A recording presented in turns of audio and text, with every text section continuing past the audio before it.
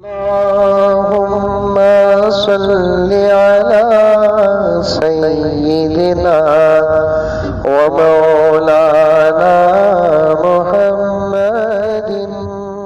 या नहीं तो दावत तबलीग में कभी वक्त भी लगाओ, जहाँ ईमान ताज़ा होता है वहाँ घर के अंदर ज़िंदगी गुजारने का निज़ाम भी आ जाता है।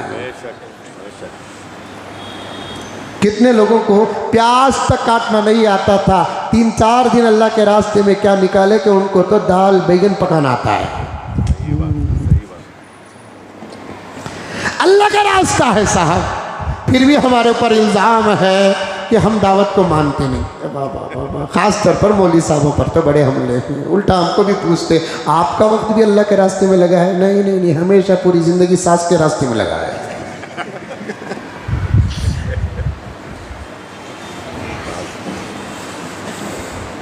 दावत जो दीन था,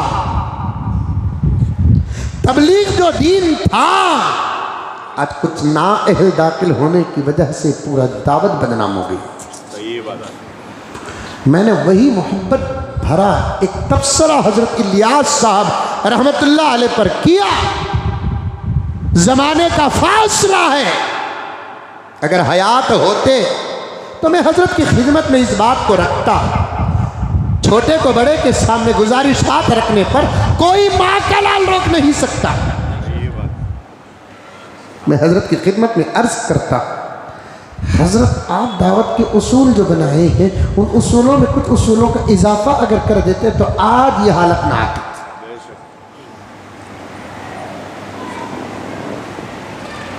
दावत के साथियों का जो मेयार है उस मेयार पर उनको अगर रखते और उनकी ज़ुबानों को उसी हद तक रखते तो आज दावत और तबलीग का यह हाल ना होता।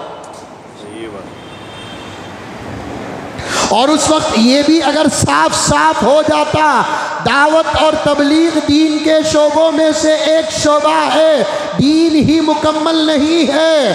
दावत और तबलीग पार्ट्स ऑफ बॉडी में से जैसे आँख एक हिस्सा है, हाथ एक हिस्सा है, सर एक हिस्सा है, पैर एक हिस्सा है, अंदर के और बाहर के आज़ा एक हिस्से हैं। इन हिस्सों में से एक हिस्सा इस्लाम का, दीन का दावत और तबलीग भी है। इमामत भी एक हिस्सा है, खिताबत भी एक हिस्सा है, दर्स भी एक हिस्सा है, तदरीस भी एक हिस्सा है, जिहाद भी एक हिस्सा है, मुआशरती ज़िंदगी भी एक हिस्सा है, मामलात भी एक हिस्सा है। कोई अपनी माँ बाप की खिदमत करता है वो भी अल्लाह के रास्ते में है। कोई जायज़ तरीक़े से बीवी बच्चों का हक़ अदा करता है वो भी अल्लाह के रास्ते में है। कोई दुकान खोलता है नमाज की पाबंदी और सदाकत और अमानत के साथ सूद और झूठ से बचकर, वो भी अल्लाह का एक रास्ता है। कोई इलेक्शन लड़ता है किसी करप्शन के बगैर और उसका इरादा होता है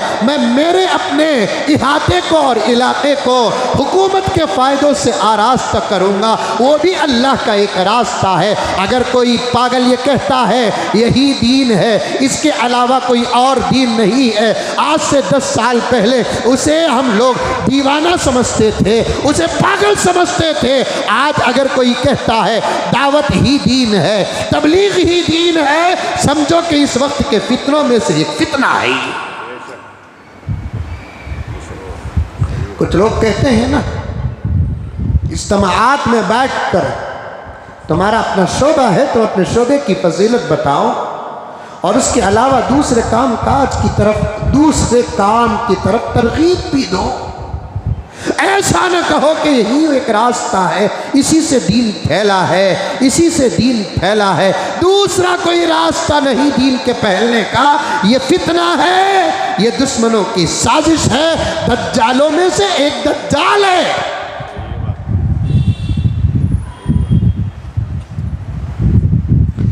मेरा इशारा समझो, मैं इस उन्वान पर बहुत दूर तक चला जाऊंगा, मुझे कुछ बातें अर्ज करना है, छेड़ते छिड़ाते जा रहा हूं। नमाज ही दीन है तो फिर रोज़े की क्या ज़रूरत है? नमाज ही दीन नहीं, नमाज भी दीन है। रोज़ा ही दीन नहीं, रोज़ा भी दीन है। ज़कात ही दीन नहीं, ज़कात भी दीन है। हज ही दीन नहीं, हज भी दीन है।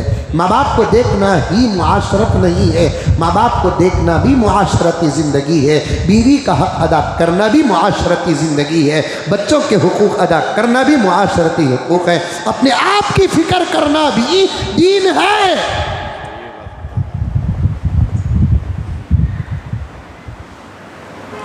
एक जगह पर गया मैं, बयान को, बहुत पुरानी बात है, एक जगह पर बयान को गया तो वहाँ पर मुझसे आकर कुछ साथियों ने पूछा कि हज़रत ये तबसरा चल रहा है, क्या है भाई? हमारी मस्जिद में उसी का बयान होता है जिसका वक्त अल्लाह के रास्ते में लगा है। और मैं पहुँच भी गया,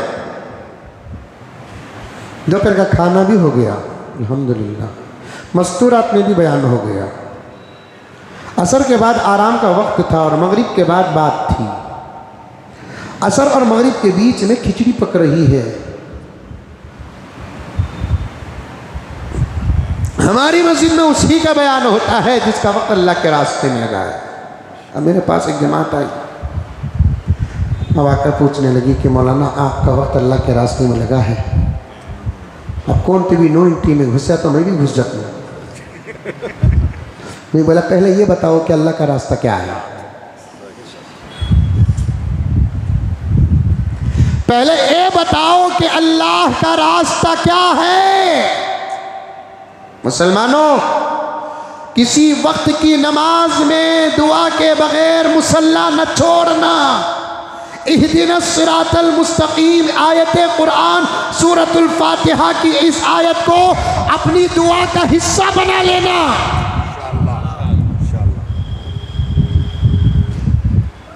हिदायत मालूम करो, उलमा से तलब करो, अल्लाह से।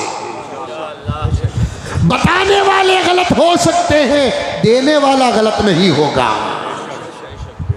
एक वजीफा बता रहा हूं मैं आपको, ये मौलाना एक कहते हैं, मैं एक कहता हूँ, ये मौलाना एक कहते हैं, वो मौलाना एक कहते हैं। आप भी बहुत परेशान हैं, किसकी सुने? आप भी बहुत परेशान हैं, किसकी सुने?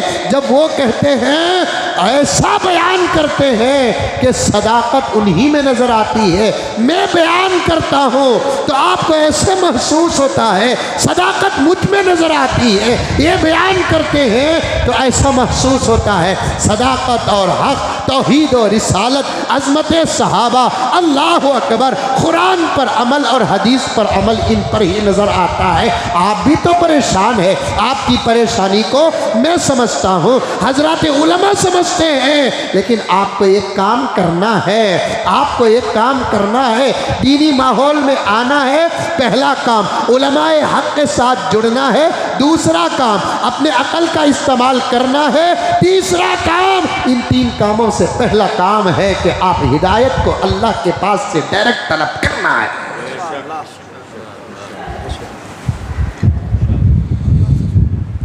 दीन के माहौल में न आए, आपके ईमान को खतरा ही होगा।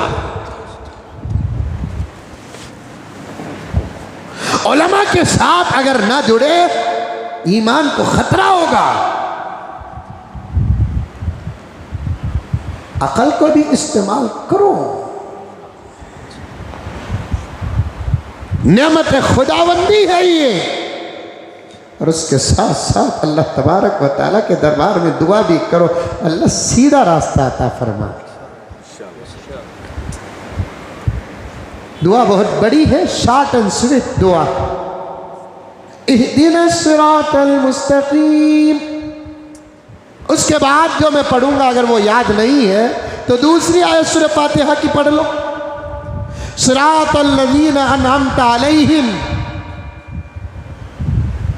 अलैहिम में अंबिया दाखिल, सुभान अल्लाह, अलैहिम में सहाबा दाखिल, अलैहिम में ताबिईन दाखिल, अलैहिम में तबअ ताबिईन दाखिल, अलैहिम में अल्लाह ताला के वो तमाम बंदे दाखिल हैं जिनको अल्लाह ताला ने हिदायत से आरास्ता किया है।